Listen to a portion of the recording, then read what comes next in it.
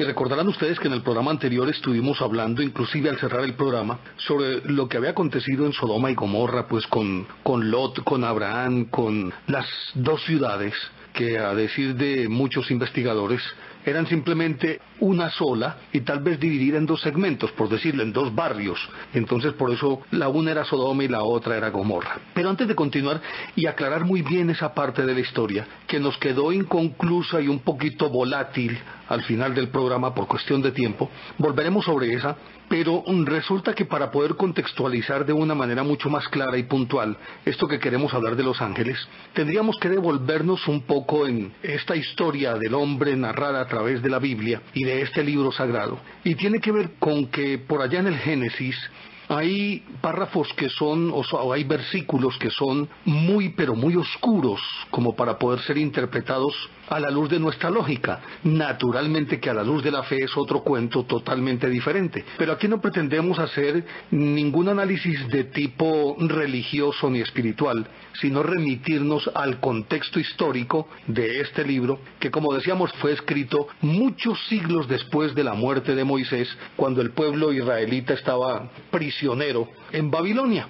Si nos remitimos a estos textos, encontraremos cosas tan extrañas como estas, como por ejemplo que en Génesis, en el capítulo 6, versículos 4 y adelante, que los hijos de Dios cohabitaron con las hijas de los hombres, y estos tuvieron hijos que fueron los famosos gigantes. Es más o menos como la idea. Pero antes de eso, en el capítulo 6, versículos 1 y 2 dice que cuando los hombres se habían multiplicado sobre la tierra y habían procreado hijas, viendo los hijos de Dios que las hijas de los hombres eran hermosas, escogieron de entre ellas por mujeres a las que quisieron. De entrada, pues aquí nos está diciendo quiénes son estos hijos de Dios. ¿Son los que hipotéticamente podríamos encontrar un poco más adelante como los ángeles?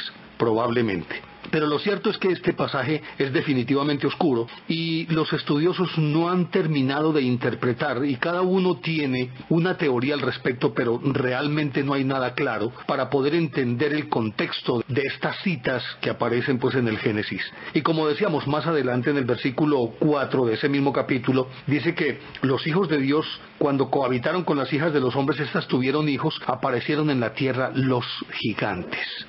De acuerdo con eso, dice que estos son los esforzados varones de los tiempos primeros, los héroes famosos. Pero bueno, esos gigantes, ¿quiénes pudieron ser? Lo cierto es que en las mitologías y en los orígenes mitológicos de muchos pueblos se hace alusión precisamente a estos gigantes. Recordemos pues a los griegos cuando hablan de los cíclopes, los titanes, entre los cuales pues están Atlas, el que carga la tierra, y otros tantos. Y si se sigue buscando, se encontrará en otras sociedades alusión precisamente a hombres de estatura desmesurada. Y uno podría llegar a pensar que esto tal vez formaría parte de una fábula o de un simbolismo o de algo por el estilo. Pero resulta que excavaciones que se han hecho en el norte de África y que extrañamente tal vez no les han dado la importancia que realmente debieran concederles. Se ha encontrado un verdadero arsenal en el norte de África, por los lados de Marruecos, y también un poco más abajo en el desierto del Sahara, un arsenal de espadas, lanzas y otros instrumentos que además se ven evidentemente gastados por el uso, pero resulta que son de tales dimensiones estos instrumentos o estas armas, que para poder blandir una espada de este tamaño, quien lo hiciera debería tener por lo menos 3 metros de estatura. Y se han encontrado restos de fémures y todas esas cosas que indican que ese fémur debió pertenecer al cuerpo de un hombre, que podría estar entre los 2,50 metros, y en algunas latitudes se han encontrado todavía fémures más grandes que podrían indicar que los individuos en cuestión podrían estar por encima de los 4 metros de altura. Inclusive se habla de hombres de hasta 6 metros de altura, y frecuentemente se cita también que, de acuerdo con los fósiles encontrados, tendrían hasta 6 dedos en lugar de 5. Ya esto pues de entrada nos está indicando que debe haber un trasfondo de verdad. Pero no solamente se habla en el Génesis de estos gigantes, sino que quien quiera puede buscar citas en varios de los libros. Por ejemplo, en el libro de los Números, en el capítulo 13, en el versículo 33 habla de ellos. En Deuteronomio, en el capítulo 2, versículo 10, habla de ellos. Luego en el mismo capítulo 2 de Deuteronomios, versículo 21. Luego en el capítulo 3, versículo 11. En segunda de Samuel, en primera de Samuel. Bueno, en fin, nos haríamos muy dispendiosos para seguir indicándoles dónde podrían encontrar pistas sobre estos famosos gigantes a los que hace alusión el Génesis. Y, como decíamos, se han encontrado fósiles que aparentemente deberían proceder de personas de una estatura gigantesca. En este caso, pues, tendríamos que admitir, aunque no sin cierta reserva lógico, que en efecto en alguna época en la Tierra existieron hombres gigantes. Pero hay algo también bien interesante, y tiene que ver con que en la Biblia, en principio se habla de Elohim, aludiendo a Dios, pero resulta que Elohim es el plural que más o menos indicaría dioses o los señores o seres superiores. Y entonces entraría uno aquí a cuestionar todo esto, porque si es en efecto un pueblo que pretendía adorar solamente a un dios, es decir, un pueblo evidentemente monoteísta, extrañamente tuviera que referirse a ese dios en plural, como si fueran los dioses.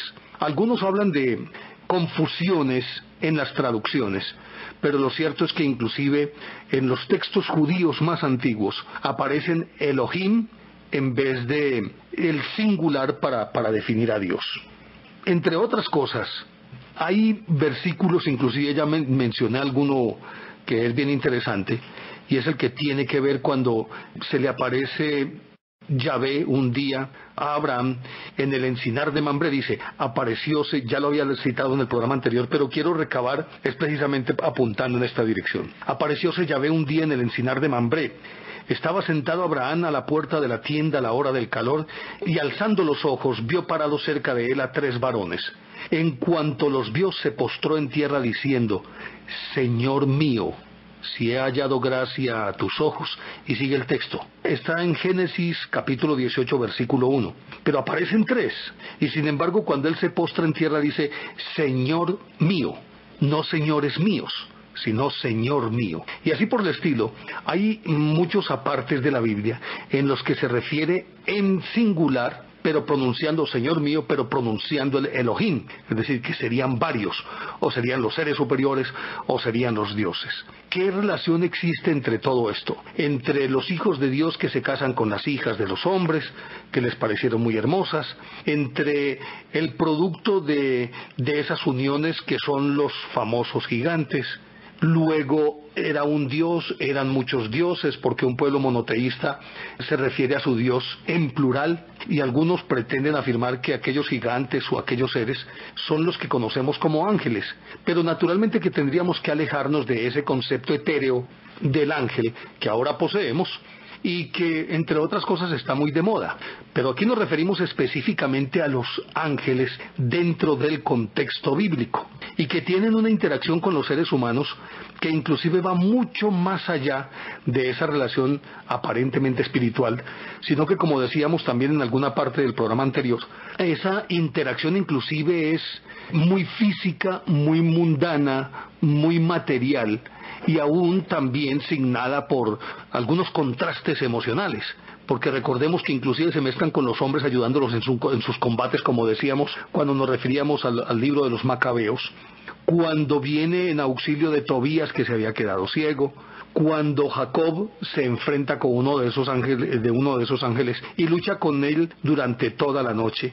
Y luego los vemos también en el Nuevo Testamento, y hasta Pablo también tiene que ver con los ángeles, 2 apuestos jóvenes que vienen a auxiliarlo. Y aparte de eso, miren ustedes que hay unos ángeles que se especializan en anunciar, y habitualmente, de manera extraña, anunciar nacimientos entre parejas que supuestamente no pueden tener hijos, como es el caso de Abraham y el caso de Sara, como es el caso de Zacarías e Isabel, los padres del Bautista. Luego en el caso de María, pues que viene el arcángel Gabriel a anunciarle a María que va a ser la madre del Mesías. Y luego en el Nuevo Testamento, en la vida de Jesús, son recurrentes las presencias de los ángeles, pero en este caso más que como anunciadores o representantes directos de Dios, son en este caso casi que ayudantes de Jesús. Mire, aparece en el nacimiento de Jesús. Los ángeles, el ángel del Señor anunció a María, luego los ángeles que van y les cuentan a los pastores, luego aparece en el bautismo, acuérdense de aquella nube, y también la paloma que desciende. Cuando va a resucitar en el huerto, en el sepulcro vacío, al lado de él aparece un ángel. Bueno, en la transfiguración, en la que extrañamente aparecen dos personajes que son definitivos en la historia del pueblo judío, que son Moisés y Elías, aparecen también ángeles, y hay una nube resplandeciente. Pero también hay otro tipo de ángeles que son negativos, que son los enemigos, en este caso los de las huestes de Luzbel. Recordarán que estábamos contándoles que inclusive cuando muere Moisés, parece que el arcángel Miguel se enfrenta a las huestes de Luzbel por la posesión del cuerpo de Moisés. Pero ya seguimos hablando de esta historia aquí en Enigmas del Mundo. Estamos en Enigmas del Mundo.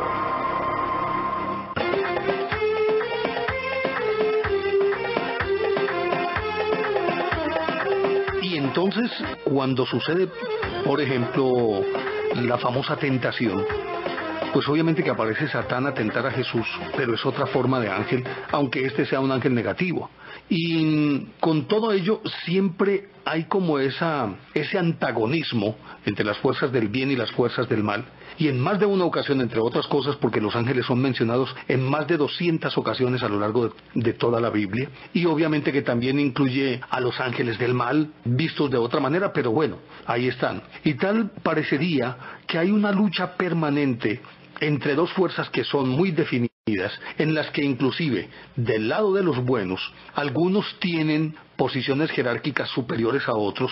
Hay ángeles, arcángeles, serafines, querubines y todas estas cosas, y entre los cuales Miguel, Gabriel, Rafael son ángeles que al parecer ocupan una parte alta de la jerarquía y son los que capitanean a los demás y se enfrentan naturalmente a Satán y sus legiones. Y tal parece que ese enfrentamiento va mucho más allá del terreno espiritual y pasa al terreno físico, al terreno material, entendiendo inclusive que cuando sucede lo de la tentación, recordemos que Satán le dice: si eres el Hijo de Dios, pídeme lo que quieras. Pídeme lo que quieras, porque es que todo este mundo me ha sido dado a mí. Yo soy el príncipe de este mundo. Sin embargo, después de esto, Jesús, al parecer, tras lograr superar esta tentación, logra atar a ese príncipe del mundo y las cosas comienzan a ser de otro talante. Vemos con esto que hay una lucha de dos fuerzas. Ahora, desde el terreno espiritual nosotros hablamos del bien y del mal. Pero ¿qué tal si esta lucha se puede entender como planteada entre dos civilizaciones muy avanzadas espiritual y físicamente, en este caso pues extraterrestres, pero no he entendido los extraterrestres como que provienen de un determinado punto del universo, aunque físicamente puede ser así, pero no hablamos de un sitio, sino que hablamos más bien de un estado evolutivo de estas fuerzas, y que serían las que se plantearían ese antagonismo y ese enfrentamiento permanente, y simplemente nosotros los hombres seríamos como unas especies de peones en un juego de ajedrez en el que los buenos pretenden vencer a los malos. Pero en este caso uno pregunta cuáles son los buenos y cuáles podrían ser los malos. Se entienden los buenos como aquellos que hablan del espíritu, del amor, del perdón, de la convivencia, de la armonía.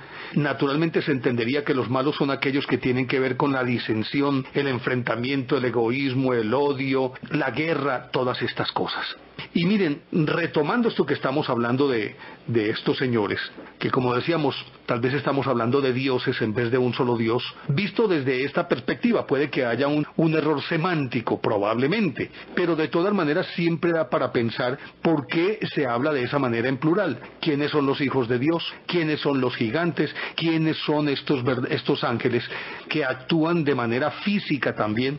Y prueba de ello, y quizás la más representativa de todas, es precisamente cuando hablamos de la forma como se le aparecen en Sinar de Mambré a Abraham estos tres varones del que están hablando. Y una vez que estos tres varones le dicen: no te preocupes, que vas a ser el padre de un pueblo que sus hijos serán tantos como las estrellas de los cielos, como las arenas del mar, y cosas por el estilo. Sin embargo, recordemos que Sara, según dice el texto bíblico, ya había dejado de menstruar, era una mujer que ya muy entrada en años, y él también, y él ya era padre de Ismael en Agar, Agar, que era la famosa esclava que le había entregado Sara, para que lo entretuviera y le diera un hijo, porque él no podía morir sin que hubiese descendencia, de acuerdo con la tradición del pueblo israelita. Y entonces, después de que él le dice que va a ser padre, estos varones le dicen que van a ser padres, pues resulta que hay un momento determinado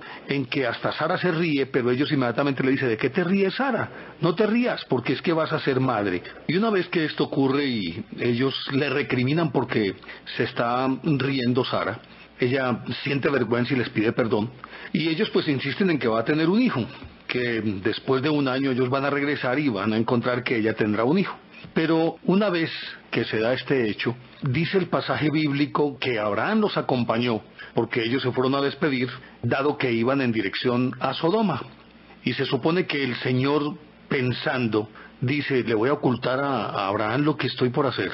Y afirma que aunque sabe que Abraham será una nación, o se convertirá en una nación grande y poderosa, y sigue pues elucubrando el Señor: yo lo he elegido para que instruya a sus hijos y a su familia, y para que se mantengan en el camino del Señor. Dice: no puedo más. Le dice a Abraham: voy a destruir a Sodoma y Gomorra porque su pecado es gravísimo.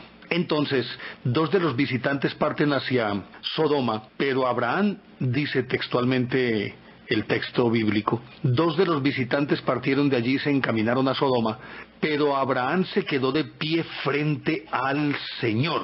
Recordarán ustedes que él, cuando aparecen los 3 varones, los saluda como si fuera uno solo y les dice: Señor. Y ahora 2 de ellos parten, queda un tercero, y él, sin embargo, sigue hablando de Señor, el Señor. En fin, esto lo lleva a uno a pensar que en efecto esa misma familiaridad que existía, en este caso de Abraham con Dios, le daba por sentado que aunque se hablara de una religión monoteísta, eran varios, o por lo menos los que se entendían como mensajeros. A lo mejor lo asimilaba Abraham como si fuera la representación específica del Señor, y por lo tanto lo saludaba en singular. Pero bueno, los 2 se van para Sodoma. Y el que se queda, entonces con este es con el que comienza a negociar Abraham, cuando le dice: bueno, los vas a destruir, pero si hay 50 justos, ¿qué? No los exterminaré. Pero si de pronto me quedan faltando 5 y hay 45, no los extermino. Y si son 30, sigue descendiendo hasta que llega a 10. Y una vez que está en 10, sabe que no los va a encontrar. Y pues ahí termina este texto, cuando el Señor le dice: no, si hay 10 yo no lo voy a destruir. Pero como no quedaban ni 10, decidió destruirlo. Y entonces ahí es cuando aquellos adelantados, los enviados, llegan a Sodoma y entran a la casa de Lot. Y al verlo se levanta y se postra en tierra y les dice: señores, pasen la noche en mi casa, aquí podrán lavarse y mañana pues pueden continuar su camino. Y ellos le dicen: no, gracias, vamos a ir derecho a la plaza. Pero él les insiste y entonces ellos se quedan. Les prepara una buena comida y dice el texto que coció panes sin levadura y ellos comieron. He aquí otro elemento bien interesante: si son ángeles, se supone que son incorpóreos, así puedan tener la capacidad de asumir una figura específica. Pero lo interesante aquí es que en efecto son figuras reales y que sienten hambre y sueño, y por lo tanto acceden a comer como antes lo habían hecho con Abraham. O sea que no pueden ser seres incorpóreos. Una vez ellos allí, llega la noticia a Sodoma de unos varones muy hermosos que han llegado a la casa de Lot. Dice el texto que todo el pueblo, sin excepción, tanto jóvenes como ancianos, estaba allí presente. Llamaron a Lot y le dijeron: ¿dónde están los hombres que vinieron a pasar la noche en tu casa? Échalos afuera, queremos acostarnos con ellos. Recuerden que esa expresión de sodomita precisamente nace de ahí, y que tiene que ver con relaciones homosexuales. Él les dice que no, por favor, respeten los que son mis invitados. Y ellos le dicen: no, nada, los queremos a ellos. Les entrego a mis 2 hijas que son vírgenes, nada, los queremos a ellos. Cuando él se está oponiendo, los individuos que llegan tratan de pasar por encima de él, y en esas circunstancias los 2 varones que están adentro extienden, dice el texto bíblico, los 2 hombres extendieron los brazos, metieron a Lot en la casa y cerraron la puerta. Luego a los jóvenes y ancianos que se agolparon contra la puerta de la casa, los dejaron ciegos, de modo que ya no podían encontrar la puerta. Observen que aquí también ellos actúan de una manera Si lo miramos con unos ojos más contemporáneos, es decir, a la luz de lo que hoy conocemos, perfectamente ellos poseían unas armas que podían cegar como existen actualmente, armas que no hacen un daño definitivo, sino que son daños pasajeros, como pueden ser gases paralizantes o pueden ser también los gases lacrimógenos, en este caso gases cegadores o rayos cegadores, pero que causan una ceguera momentánea y nada más. Lo meten a la casa, los dejan ciegos a los otros, y deciden entonces que van a destruir esto y le dicen a Lot que se vaya rapidito con su familia, con sus yernos, con sus hijas, con su mujer y que no mire para atrás. Él le dice que por favor no lo hagas, nada, te vas de aquí. Entonces le dice, pero es que en el camino me puede alcanzar a mí ese castigo. Y dice, no, aquí hay una ciudad cerquita, me dan permiso de irme para allá, la ciudad de Zoar. Entonces ellos le dicen, sí, te permitimos que llegues allá. Y cuando van en camino, ellos sienten que hay estallidos, todo lo que se quiera, lluvia de fuego, de azufre sobre Sodoma y Gomorra, el olor muy penetrante, se sienten las explosiones, es decir, casi que lo que se podría llamar el bombardeo de una ciudad. Recuérdese que en este texto, pues la mujer de Lot, como siempre curiosa, voltea a mirar hacia atrás y entonces queda convertida en una estatua de sal. Hasta ahí, pues este texto puede parecer pintoresco, bonito, casi que como una retaliación o una venganza, pero queda también implícito otro mensaje, y es que ellos no actuaban de una manera tan aleccionadora, por una parte, sino que iban era a destrucción, a sangre y fuego, y para eso necesitaban armas, y por eso el olor a azufre, la lluvia de fuego, todo lo que ustedes quieran. Pues al día siguiente Abraham madrugó, dice el texto, y regresó al lugar, y volvió la mirada, estoy leyendo, hacia Sodoma y Gomorra y hacia toda la llanura, y vio que de la tierra subía humo como de un horno. Así arrasó Dios a las ciudades de la llanura, pero se acordó de Abraham y sacó a Lot de en medio de la catástrofe que destruyó a las ciudades en que había habitado. Como decíamos, es una historia que para quienes no sean creyentes podría ser muy fabulesca, todo lo que se quiera, pero de todas formas es una historia que tiene sentido. Pero ya seguimos hablando de esta historia aquí en Enigmas del Mundo. Cuenta que después de la destrucción de Sodoma y Gomorra, tras la inspección que el sitio hizo Abraham, sobre ese sitio desciende una lluvia densa, oscura, con cenizas y demás, abrasadora también.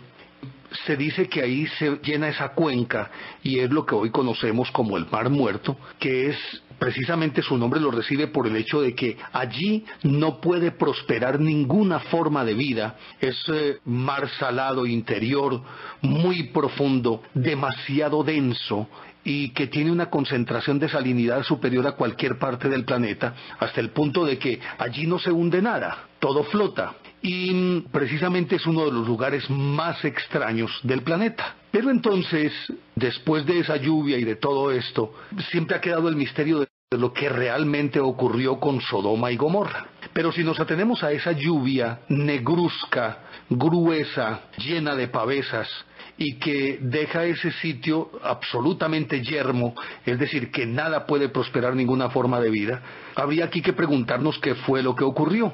Pues se han adelantado investigaciones desde hace ya bastante tiempo, aún en los años 60, 70 del siglo pasado. Unos investigadores, entre los cuales un físico matemático, el doctor Mikhail Agrest, y un soviético llamado Andrijas Puharich, fueron allí a investigar sobre el terreno y se encontraron con que toda el área, no solamente en donde está el Mar Negro, sino el área circundante, es un área muy hostil para la vida, pero al ser medidas las inmediaciones de esta área con aparatos muy especializados, se encontró que existe todavía un alto índice de radioactividad, que a la postre sería uno de los factores por los cuales no puede prosperar ninguna forma de vida. Pero a más de ello, han encontrado que esa área circundante, las rocas, todas han sido vitrificadas.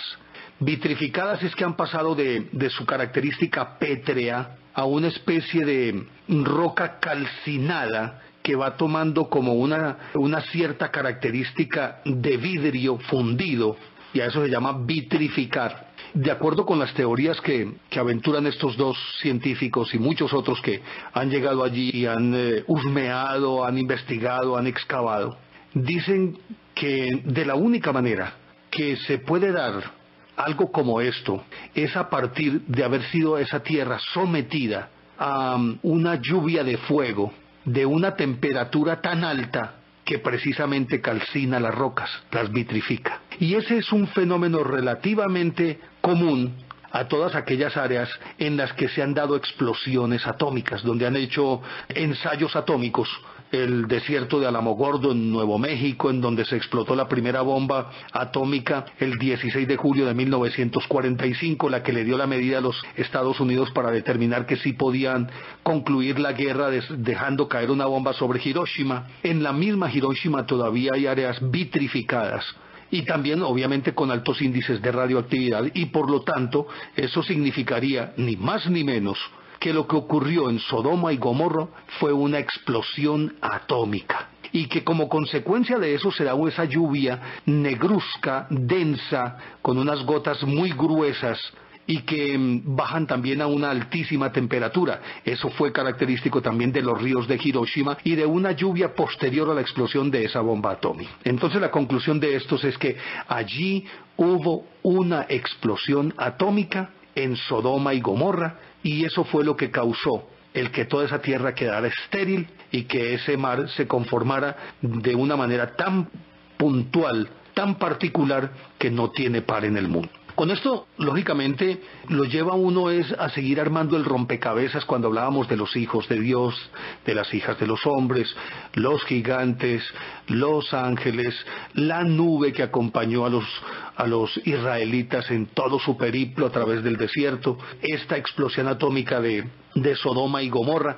Todo esto pues no es más que las puntadas de un gran, dijéramos, lo gobelino histórico, en el que evidentemente hay muchas otras cosas que se tienen que anexar y que forman parte de todo ese entramado tan extraño que no encaja dentro de la lógica nuestra, que para aquellos seres primitivos, digámoslo de esa manera, era necesariamente sobrenatural, pero ahora con la tecnología y conociendo todos los avances, podemos perfectamente asimilarlos, no solamente al fenómeno UFO, sino también al dominio del átomo que nos ha permitido el poder contar con bombas atómicas. Y hay un elemento que sigue causando extrañeza y que yo diría que son los dos grandes misterios que comporta la religión judaica ya asimilada al cristianismo y el cristianismo mismo, y uno es el famoso Santo Grial y el otro es el Arca de la Santa Alianza. Del Grial ya hemos hablado y tal vez volveremos sobre él, pero queremos ocuparnos un poco sobre el Arca de la Santa Alianza, que entre otras cosas, para empezar, es un artilugio ordenado por Dios de una manera tan puntual que no deja ninguna duda sobre el cometido o el por qué se pretendía hacer de esa manera, o mejor, lo lleva uno a preguntarse por qué tenía que ser exactamente de esas características, de esa manera. Y eso aparece en el Éxodo, capítulo 25, y llama la atención por qué tal meticulosidad para hacer el arca. Mire lo que dice el texto bíblico: haz un arca de madera de acacia de 1 metro con 10 centímetros de largo, 70 centímetros de ancho y 70 centímetros de alto. Naturalmente que esta es una traducción y allá se remite a codos, la medida está determinada en codos, pero a su vez eso es una traducción también de algo más anterior. Y sigue diciendo: recúbrela de oro puro por dentro y por fuera y ponle en su derredor una moldura de oro.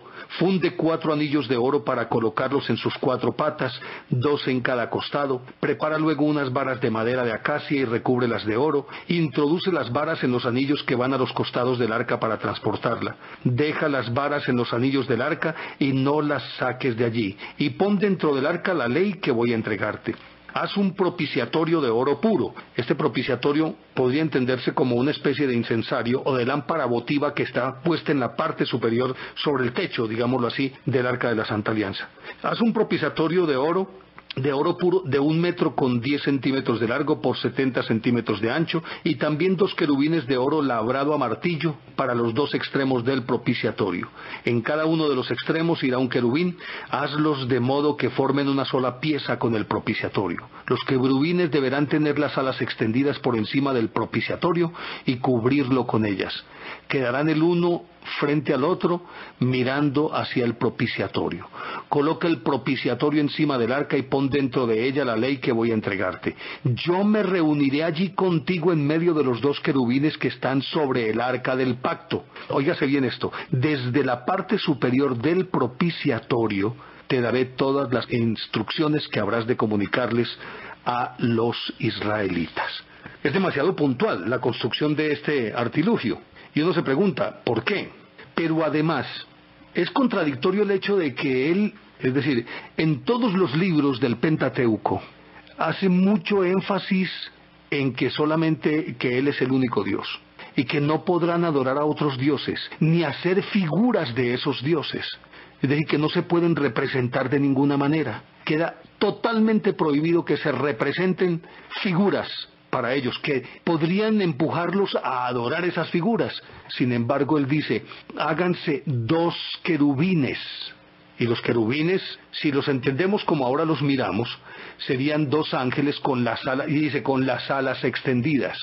En aquella época, de acuerdo con algunas traducciones, se podría pensar que tal vez tenderían a que estos querubines se asimilaran a los toros alados de Babilonia. Pero eso no deja de ser otra cosa que una especulación. En todo caso, son figuras y tienen alas. Por lo tanto, es una contradicción que aquel que predica el monoteísmo y que no se pueden esculpir figuras, reproducir figuras, ordene taxativamente que se construyan y se coloquen en la parte superior, mirando uno al otro, enfrente uno de otro y mirando al propiciatorio. Y dice además que hablará desde el propiciatorio, o a través del propiciatorio, podía uno entenderlo. Y aquí pues, yo no sé si la imaginación es muy febril o lo que sea, porque dice, desde la parte superior del propiciatorio te daré todas las instrucciones. Pues ahí cualquiera podría entender, hombre, ¿será que es como un parlante? Esa parte superior sería el parlante a través del cual él hablaría. Perfectamente uno puede hacer ese símil, y yo creo que no queda tan por fuera de algo verosímil, aunque lógicamente aquí también hay que entrar a jugar con la imaginación, con la fantasía. Da para todo eso. Este artilugio entonces, el Arca de la Santa Alianza, entra a jugar un papel fundamental en la vida de los israelitas. Después de conocer esas dimensiones que tienen que ser tan supremamente puntuales, uno dice, ¿por qué tiene que ser así? Si debe ser así, es porque debe tener una función específica. Como cuando a uno le dicen, usted tiene que construir un determinado repuesto que tiene que ser justo de estas dimensiones para que casen perfectamente dentro del engranaje en donde ha de ser instalada esa pieza. Pero ya seguimos hablando de esta historia aquí en Enigmas del Mundo. Y entonces resulta que después de terminada esta Arca de la Santa Alianza, se asume que contenía, dicen algunos, las tablas de la ley, otros dicen que contenía el cayado o el báculo de Aarón, que había florecido y se partió en 3, y entonces en vez de una fueron 3. Más adelante parece que guardaban allí los rollos de la Torá. En fin, se dice muchas cosas para qué servía. Pero con todo y ello, sigue siendo un misterio cuál era el objetivo de esta Arca de la Santa Alianza y por qué había que tener tanto cuidado con ella. Después de terminarla, le dice hacer, bueno, esto ya es mucho más adelante, pero de todas maneras, en aquella época del desierto también había que tomar muchísimas precauciones para transportarla. Hacer un carro nuevo y uncir al carro 2 vacas recién paridas que no hayan traído yugo. Tomaréis después el arca del Señor y la pondréis en el carro, colocando a su lado en un cofrecillo las figuras de oro que le consagrasteis por el pecado. Eso dice en el primer libro de Samuel, en el capítulo 6. Pero en ese recorrido por el desierto, lo cierto es que el Arca de la Santa Alianza se convierte como en ese símbolo, y más que el símbolo, diríamos, lo voy a poner en estos términos, aunque creo que no debería usarlo, como una especie de talismán, algo que se convierte en un artículo protector, en el protector del pueblo, y mientras esté el Arca de la Santa Alianza, nada le puede pasar a ese pueblo. Se dice que como estaba revestida de oro por dentro y por fuera, aparte de ello, las varas que iban encajadas dentro de los anillos también iban revestidas de oro, excepto la parte por la que eran tomadas por los portadores. Se asume que esa parte era una especie de antena a tierra o de algo que neutralizaba la energía que de allí se pudiera irradiar porque imagínense ustedes con ese revestimiento, de lo que estamos hablando es ni más ni menos que de un aparato que produce corriente eléctrica. Lógicamente que yo me estoy remitiendo a los estudios que se han hecho y que estas son teorías, no estoy dándolas por sentada, ni que es cierto lo que estoy diciendo o no, sino que yo me estoy remitiendo a lo que he leído sobre la posible o el posible objetivo de esa arca y cómo fue construida, o para qué servía mejor. Entonces, de acuerdo con esto, se supone que pudo ser un aparato que produjera electricidad por una parte, pero que también pudiera servir como de emisor receptor, es decir, más bien un emisor, a través del cual se podía oír la voz de Dios, si nos atenemos a aquello de que hablaba desde el propiciatorio, a través del propiciatorio que estaba en la parte superior. Con todo esto debía tener un peso relativamente alto. Si debía ser transportada por 2 vacas recién paridas que no hubieran recibido yugo, entonces es porque pesaba lo suficiente. Unos dicen que pudo llegar a pesar unos 300 kilos aproximadamente. Se supone que con lo que contenía adentro, y entonces debía ser transportada de una manera muy metódica, puntual y sutil y con mucha precaución, porque cualquier desliz significaba la muerte de quienes la estaban transportando. Que entre otras cosas, los portadores tenían que vestirse de lino y debían calzar unas sandalias. Todo esto apuntando al hecho de que tal vez esos elementos podrían ser lo que llamaríamos polos a tierra para neutralizar las descargas eléctricas.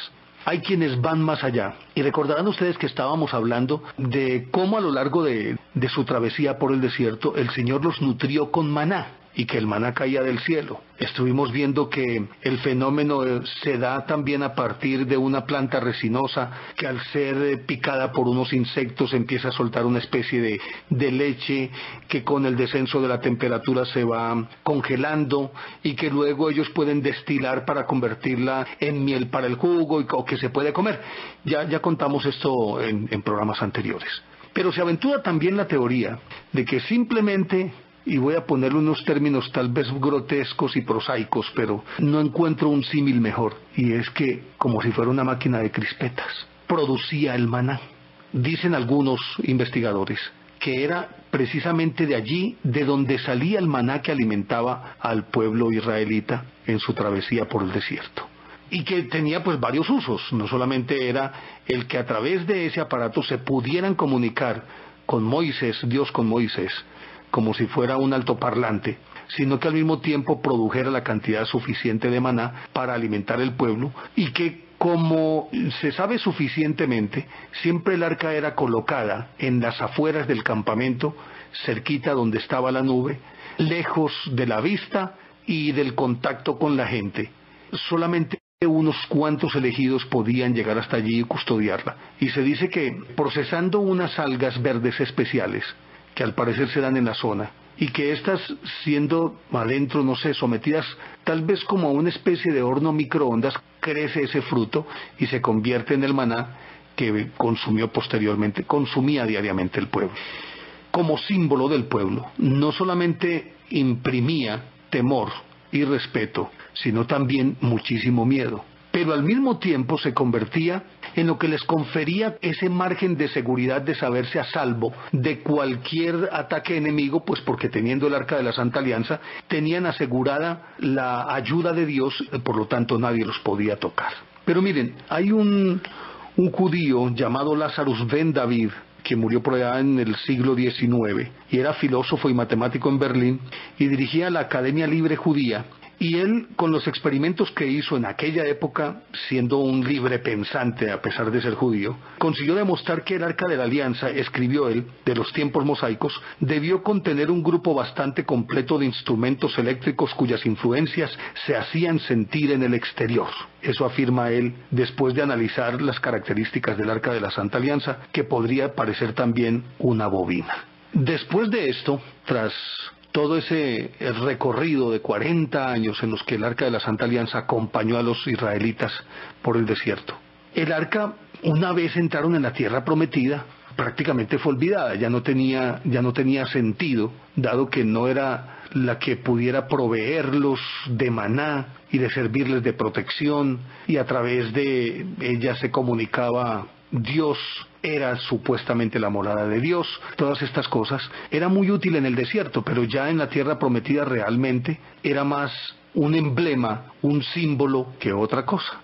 En el desierto no se podían acercar a ella, porque quien se acercara a ella más de lo debido, más de los límites impuestos por el mismo Dios, que le comunicaba a Moisés que tuviese al pueblo atrás de una línea determinada, porque traspasar esa línea era básicamente exponerse a perder la vida, pues quienes se aventuraron cerca del Arca de la Santa Alianza o morían, o los mejor librados salían con úlceras en la cara, con vómitos, caída del cabello, lo que llamaban bubones o bubas, es decir, como lo que nosotros llamaríamos una seca, pues como una inflamación, una bolita. Les salían escamas, se les caía el pelo, aparte de los vómitos, y esto afectaba a cualquiera, hombre, mujer o niño. Y naturalmente que estas mismas reacciones son las que se han observado cuando alguien se ha acercado a una fuente generadora de radioactividad. Y en el fenómeno ufológico, quienes se han acercado sin previa autorización a un ovni que se haya posado en una determinada parte, y algunos de los abducidos, una vez que han regresado, han padecido estos efectos secundarios por ese contacto con esa nave. Pues entonces llegaron pues a la tierra prometida con el arca. Y es decir, la tenían como símbolo, pero también era un elemento que causaba terror a los enemigos, porque ellos entendían, y así lo propalaba el pueblo israelita, y así lo habían podido ellos constatar a lo largo de su periplo por el desierto, que podía además matar a la gente, como decíamos, al acercarse mucho, y eso ya de por sí, echado a correr el rumor, lógicamente que hacía un efecto que era favorable para los israelitas y contraproducente para los enemigos, porque no se acercaban por temor. Pero al mismo tiempo, muchos de los enemigos veían con envidia que el pueblo judío apuntalaba su seguridad sobre el Arca de la Santa Alianza. Y entonces asumían que si tenían esa Arca de la Santa Alianza, tendrían además garantizada la seguridad, porque esa arca los protegería a ellos. Y así las cosas, una vez los filisteos les dio por robarse el Arca de la Santa Alianza.